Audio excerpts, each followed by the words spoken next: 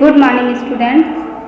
मैं Poonam Lata Sharma as a Hindi teacher. तो चलिए बच्चों, आज हम आरोह भाग 1 काव्यखंड कक्षा 11 काव्य से रिलेटेड पार्ट 1 ठीक कबीरदास जी द्वारा रचित पद को देखेंगे। ठीक है, तो उनके पद को देखने से पहले हम उनके जीवन का एक झलक देख लेते हैं कि उनके जीवन में क्या विशेषताएं थी और क्या उद्देश्य था उनके जीवन का।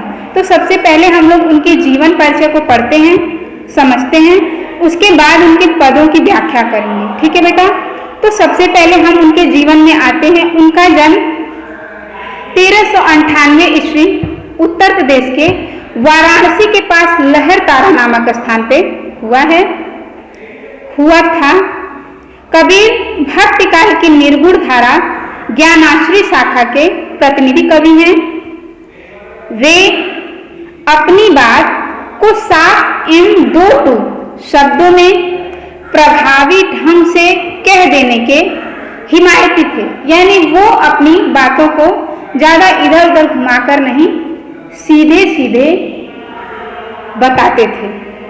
ठीक है, बन पड़े तो सीधे सीधे, नहीं तो दरेरा देकर, ये उनके पदों में देखने को मिलता है।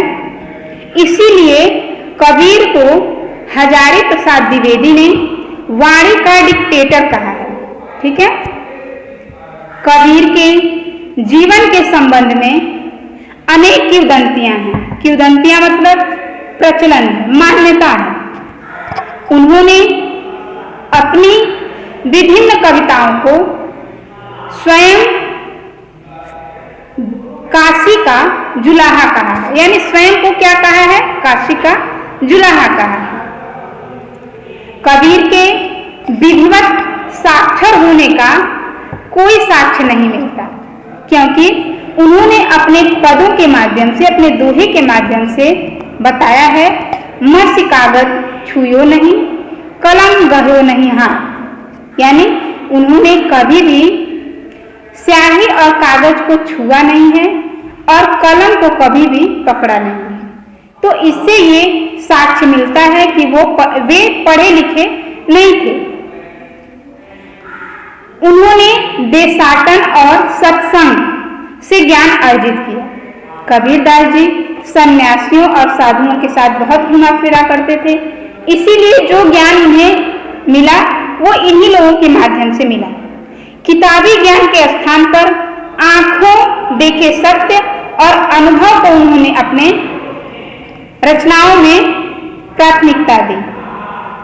उनकी रचनाओं में नाथों, सिद्धों और सूफी संतों की बातों का प्रभाव परिलक्षित है। वे कर्मकांड, वेद विचार के बहुत ही विरोधी थे। जाति भेद, वर्ण भेद और संप्रदाय भेद के स्थान पर वे प्रेम, सद्भावना और समानता के पक्षधर थे। लगभग सन 1518 ईस्वी में मगहर में उनकी मृत्यु हुई। उनकी रचनाओं के बारे में भी हम लोग जान लेते हैं। कबीरदास का मुख्य ग्रंथ बीजक है, जैसा कि आप पिछली कक्षाओं में पढ़ चुके होंगे, जिसमें साखी, शबद और रामायणी संकलित है। कबीरदास की सभी रचनाएं मुख्य रूप से कबीर ग्रंथावली में मिलती हैं। उनकी कुछ रचनाएं सिखों के धर्म ग्रंथ गुरु ग्रंथ साहब में भी संकलित हैं। यानी हम लोगों ने कबीरदास के जीवन का एक झलक देखा, पढ़ा और समझा। यानी कबीरदास जी के जीवन में जो कुछ था वो हम लोगों ने सीधे सीधे पढ़ लिया है। अब हम इनके पद के माध्यम से ये जानेंगे कि इन्होंने अपने पदों के माध्यम से एक समाज को क्या संदेश दिया है। तो आप लोग जानते होंगे कि कबीरदास जी जो है वो बाह्य आडंबर, पूजा पाठ, धर्म का कर्म कांड को एकदम नहीं मानते थे। उन्होंने अपने रचनाओं के माध्यम से पूरे विश्व को, पूरे एक समाज को ये उद्देश्य दिया, ये संदेश दिया कि ये सब व्यर्थ है। उन्होंने केवल और केवल एक परमात्मा को ही महत्व दी है अपनी रचनाओं में। तो उन्हीं से संबंधित ये पद है। हम लोग इस पद को भावार्थ समझेंगे और आप लोग इसको अच्छे से समझिए और इसे कॉपी पे लिखिए। जब स्कूल खुलेगा तो वो सारी कॉपियाँ आपकी चेक होंगी। ठीक है बेटा? तो चलिए हम पहले इनके पदों को पढ़ लेते हैं। हम तो एक एक कर जाना, यानी कबीरदास का ये पद पहले हम पढ़ेंगे। ये पहला पद है। दोई कहें तिनहि को दो गज जिन नाहिन पहचाना, एक पवन एक ही पानी एक ज्योति समान, एक खाक गढ़े सब भाड़े एक कोहरा सान, जैसे बाढ़ काष्ठ की काटे अगिन न काटे कोई, सब घट अंतर तू ही व्यापक धर स्वरूप सोई, माया देख के जगत लुभाना काहे रे नर गर्वाना, निर्भय भया कछु नहीं व्यापे कहें कबीर दीवाना। यानी ये हुआ कबीर जी का पद जो मैंने यहाँ पे आप लोगों को लिखा हुआ है। एक बार आप लोग यहाँ भी देख लीजिए। ये सारे पद की हम व्याख्या करेंगे और इसको समझेंगे कि कबीर जी ने इस पद के माध्यम से हम लोगों को क्या संदेश दिया है, एक समाज को क्या संदेश दिया है। तो सबसे पहले हम लोग प्रसंग समझेंगे कि इसमें बताया क्या गया है। तो प्रस्तुत पद हमारी पाठ्य पुस्तक आरोह भाग 1 के पद नामक पाठ से लिया गया है। ठीक है? इसके रचयिता निर्गुण ज्ञान के प्रवर्तक कवि कबीरदास जी हैं। कबीरदास जी ने यहाँ क्या बताया है वो आप लोग प्रसंग में लिखेंगे। कवि ने परमात्मा को सर्वव्यापी बताया है। इस पद में कवि ने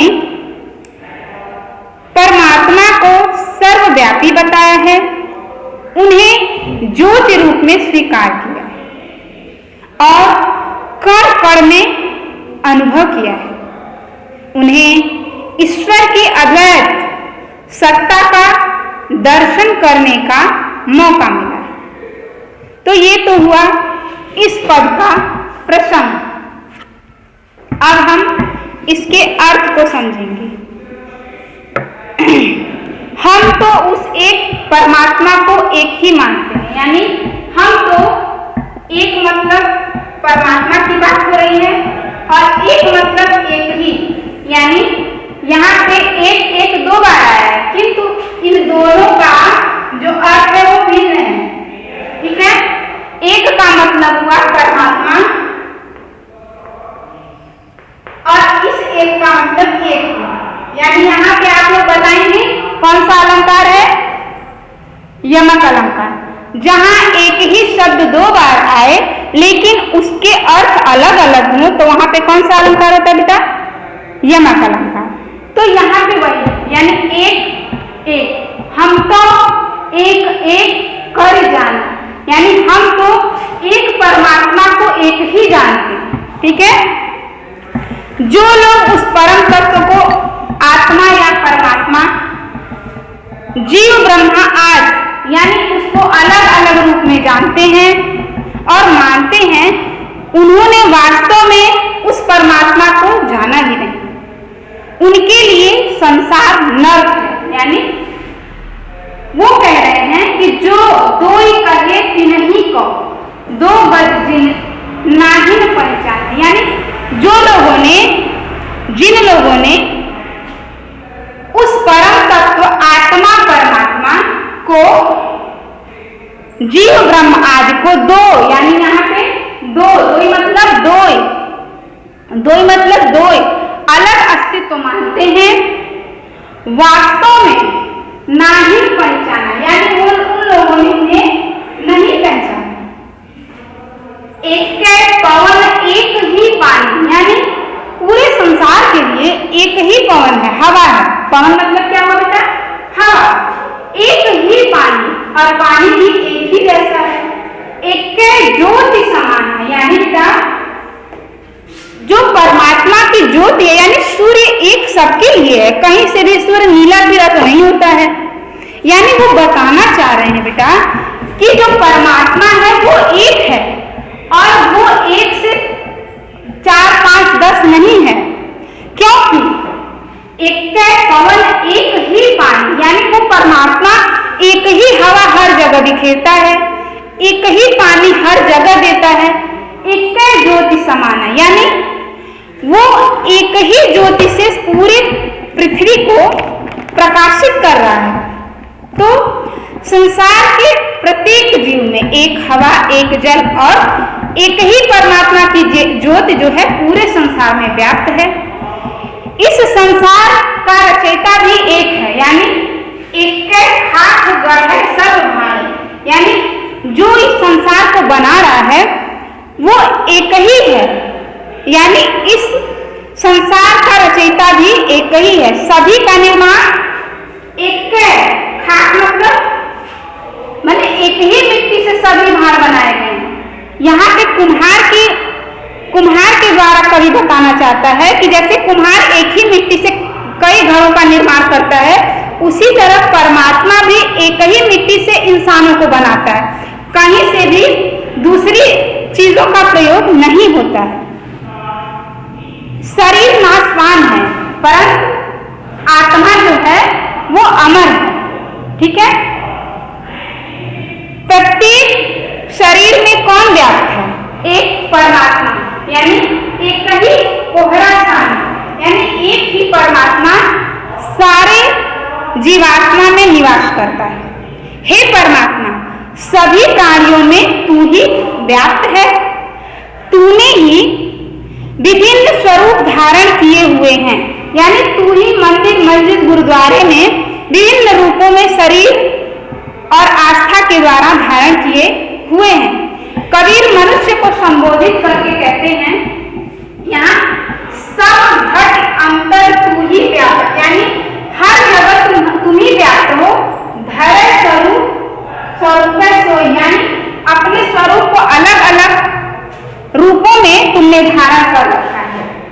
माया देख के जगत लुभाना, काहे रे नर गरबाना, यानी कबीरदास जी कहते हैं हे मनुष्य, माया देखकर, यानी ये जो भौतिक सुख शांति को देखकर तुम क्यों अहंकार करते हो?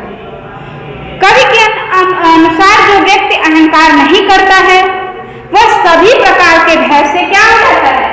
निर्भय भया कछ नहीं व्याप्य, यानी माया देख के जगत लुभाना।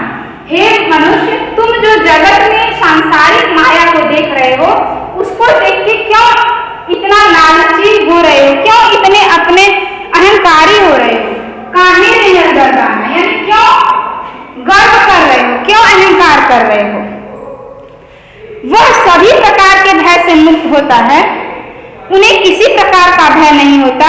जो व्यक्ति क्या नहीं करता है? अहंकार नहीं करता। निर्भय भया कछु नहीं व्याप्त, कहे कबीर दीवाना, यानी कबीरदास जी कहते हैं कि वो मनुष्य एकदम निर्भय रहता है, जिसको किसी प्रकार का घमंड नहीं रहता कि ये मेरा है, वो यहाँ मेरा पूरा व्याप्त है, मैं इसका मालिक हूँ, मैं यहाँ पे हूँ, मैं ही सर्वे सर्वा हूँ, ऐसा जिसके अंदर नहीं रहता, वो उसको किसी प्रकार का भय कि कुछ खोने का डर ही नहीं रहता। अच्छा ये बताइए, जिसके पास जो किसी चीज को अपना न माने तो उसके पास खोने के लिए रह ही क्या जाता है? कुछ नहीं, तो उसे किसी प्रकार का भय नहीं रहता।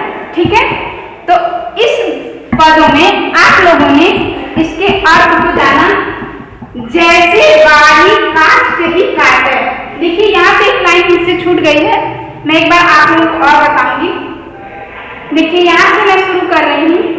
हम कर जाना, यानी हम लोग एक ही, कबीरदास जी कहते हैं मैं एक ही परमात्मा को जान रहा हूँ, दो ही कहे तिनहि को दो गज जिन्हें नहीं पहचाना। जो लोग परमात्मा को 1 2 3 4 में बांट रहे हैं वो लोग वास्तव में उसको जानते ही नहीं। एक पवन एक ही पानी एक ज्योति समान, यानी जो परमात्मा है वो सबको एक हवा दे रहा है, एक ही जैसा पानी दे रहा है और एक ही ज्योति से पूरे संसार को प्रकाशमय कर रहा है। जैसे बाढ़ी काट ही काट, यहाँ पे ध्यान दीजिएगा बेटा, ये शायद मुझसे छूट गया है। जैसे बाढ़ी काट ही काटे, जिस प्रकार बढ़ई एक लकड़ी को तो काट देता है, अभी न काटे कोई, यानी उसमें जो अग्नि व्याप्त है उसको तो कोई काट नहीं सकता।